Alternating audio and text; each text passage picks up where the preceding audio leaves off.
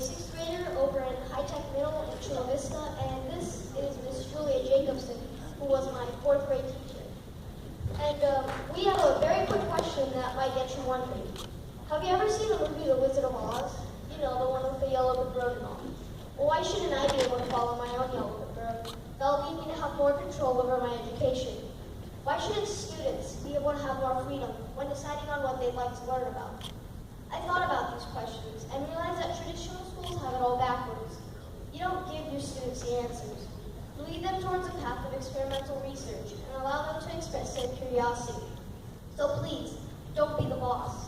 Be the inspiration.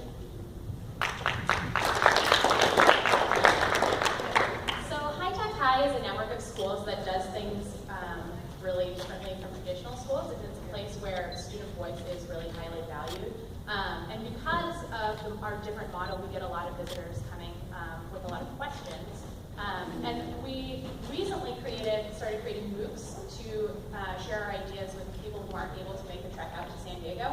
And in our last MOOC, the feedback that we got was that people liked the part where they got to hear directly from students most. So our most recent MOOC, which is going to be launched in a little bit, we're not quite exactly sure when, is entirely based on student voices. So we were going to show you, when Adrian was in 5th grade, he had the opportunity to be a part of that MOOC. And so we were going to show you a clip of the trailer right now.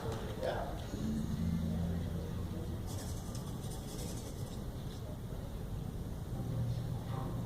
If I could choose how I am taught, I would more interested in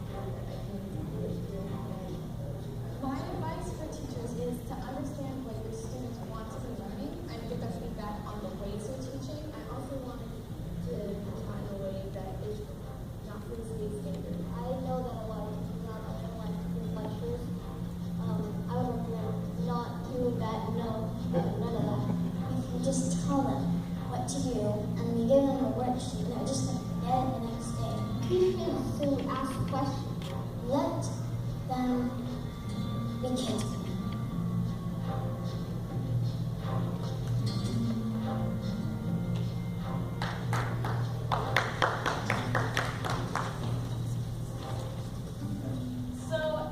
Adrian has been a student at High Tech Elementary and High Tech Middle for the last 4 years, so he has a lot of experience with projects that incorporate a lot of student voice. So he was going to share a little bit about a project that stood out to him as really honoring student voice. Thank you, Ms. Jacobsen. Okay, now you may have heard Ms. Jacobsen mention student voice being incorporated in a project.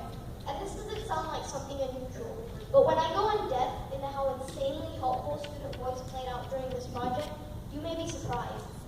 When my past class pet, individually named MC Hamster, died, my class immediately began bugging my teacher with questions about getting a new class pet. Instead, my teacher, Ms. Terra Rocca, took our curiosity as something larger and decided to turn it into a whole project that would bring the students' interests and thoughts to life. Our original question was to make sure that our next class pet would be well cared for. We obviously didn't need another death in the classroom. We created video games which taught people how to take care of different animals so that we could also learn ourselves. While researching animal welfare, we realized that the classroom might not be the most humane place for any animal after all. Maybe the whole premise of our question was off. At the end, at our exhibition, we were able to voice our opinions, which developed throughout the project with the public. We were not only able to inform the outcome of our class with the opinions of other people, we wanted to show them that this was not just a simple decision about which class pet to buy, but an actual debate on animal welfare. I'd like to remind you that this is what student voice should be. Student voice isn't just something that plays out on the side of the classroom or on a playground. Student voice should help form the whole learning experience for students. I'd like you to know that during this project, student voice helped shape the seed or main idea of the project, the changing central question, and even the opinions of the public. So one of the concerns that, or questions that we get from a lot of visitors is, as a teacher, when people come into the classroom, they often ask us, how do we make sure that kids are getting all of the basic skills that they need while they're engaged in these projects? So Adrian, do you want to address that? And I mean, a huge part of it is trust. Our teacher was able to create large bond with the students. She was interested in what was happening outside of school, or if anything was keeping us from trying our best. And this allowed us to earn our teachers' trust and for our teacher to earn our trust. So really, it wasn't just her allowing us to go out on our own and complete work that we needed to complete. It was her knowing that we could complete work that we needed to complete on our own. Now, obviously, I know a lot of you may be wondering how we were able to incorporate skills like math, reading, and writing into our project. And the answer to that is fairly simple.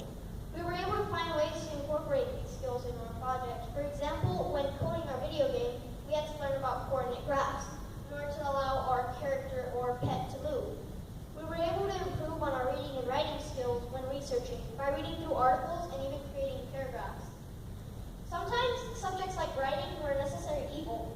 Writing wasn't something that I wanted to do, but I knew it would get me closer to my final goal, and that's what made it so much more important. So really what I'm getting at is that learning these types of subjects through projects is so much more meaningful than learning them through fake assignments, especially when as a student I have a say in what that project is. So finally, I'd like to push you, educators, to rethink the potential of your students. And if instead of thinking of us as the recipients of our education, what if you promoted us to co-directors?